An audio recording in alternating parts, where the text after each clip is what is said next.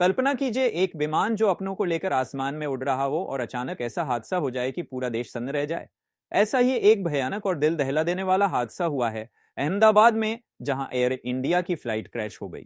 इस विमान में कुल 242 लोग सवार थे, लेकिन इस हादसे में 204 लोगों की मौत हो चुकी है। ये संख्या सुनते ही रूह कांप जाती है। ये भारत के इतिहास के सबसे बड़े विमान हादसों में से एक बन गया है।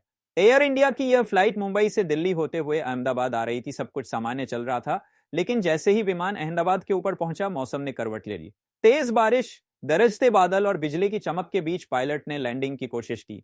रनवे पर विजिबिलिटी बेहद कम हो चुकी थी। पायलट ने 2 बार गो अराउंड किया, यानी लैंडिंग रोककर वापस ऊपर उड़ान भरी, लेकिन तीसरी बार में जैसे ही लैंडिंग की कोशिश की गई, अचानक विमान का संतुलन बिगड़ गया। जैसे ही विमान जमीन के पास आया, वह अचानक दाहिने ओर झुक गया और तेज गति से जमीन से टकरा गया। धमाका इतना जोरदार था कि एयरपोर्ट से कई किलोमीटर दूर तक आवाज सुनाई दी। देखते ही देखते विमान में आग लग गई और वह कई टुकड़ों में बिखर गया। इस भयानक टक्कर और आग के कारण कई यात्री मौके पर ही मारे गए, जबकि कई लोग जलने की वजह से पहचान में भी नहीं आ सके। राहत और बचाव दल मौके पर तुरंत पहुंचे, लेकिन स्थिति बेहद भयावह थी।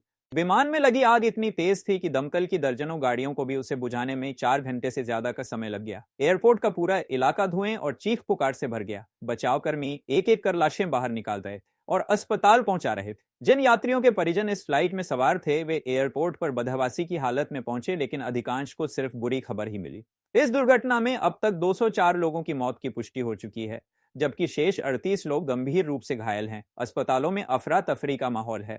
डॉक्टर्स की टीम दिन रात इलाज में जुटी है, लेकिन कई घायल बेहद गंभीर हालत में हैं। इनमें पायलट और केबिन क्रू के भी कई सदस्य शामिल हैं।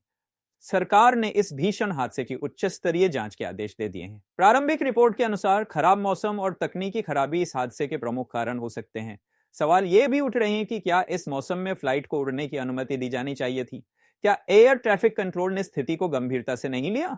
और क्या एयर इंडिया ने विमान की स्थिति की सही जांच की थी? इस हादसे ने पूरे देश को झकझोर दिया है। सोशल मीडिया पर लोगों का गुस्सा और दुख उमड़ पड़ा है।